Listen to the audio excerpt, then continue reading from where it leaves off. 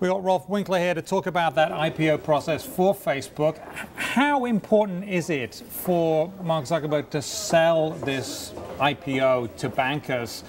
Everyone knows the company. Well, he doesn't need to sell it to bankers, right? He needs to sell it to investors. Well, I mean, how hard? How important is that? How important is it? I mean, presumably there's going to be a lot of frenzy over this anyway, even if he didn't show up. Yeah, one question. There are some questions that people are going to be asking. In particular, in the first quarter, their revenue declined from the fourth quarter, which for a new company, when new companies start talking about seasonality, look, if Facebook's looking for a $100 billion valuation, it helps to have growth doing this, unbroken, just up and to the right. Up and to the right. Is this up and to the right on camera? Yeah. I don't know. Yeah, whatever it is. If it's going to break, if it's going to break a little bit, then that can be a sign of breaking momentum, and to potential investors say, well, wait a minute, do I want to put $100 billion value on this? Maybe 77, the low end of the range, is where we should be. Because make no mistake, these guys want this thing to pop above $100 billion. Yeah, they do want to do that. But there is also been a lot of publicity about this, a lot of media frenzy, a lot of investor interest, and certainly in the sort of the shadow market. They want to get a sense for Mark Zuckerberg. The investors, the institutional investors who are going to be at these roadshow presentations, want to get a sense for the guy who's going to be running this company, because they're going to be giving him a lot of money. So this has got to go right then. To get the top valuation, this has to go right. Mark Zuckerberg has to be on top of his game today, all day. Is that what you're saying? It will help.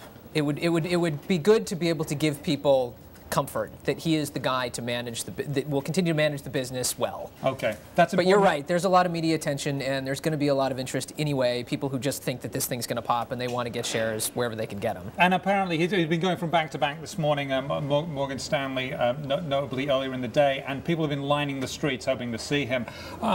You've written a column on this. Telling people you don't want to buy this straight after the IPO. You want to wait. Why is that? And what? I mean, why wouldn't you want to be there right then? Well, you just want to buy it right, I think. If you're going to chase this thing above $100 billion, you're not leaving yourself much upside, and you're also not giving yourself much of a margin of safety. Like I said, the revenue did have that little bit of a hiccup, which can be a problem.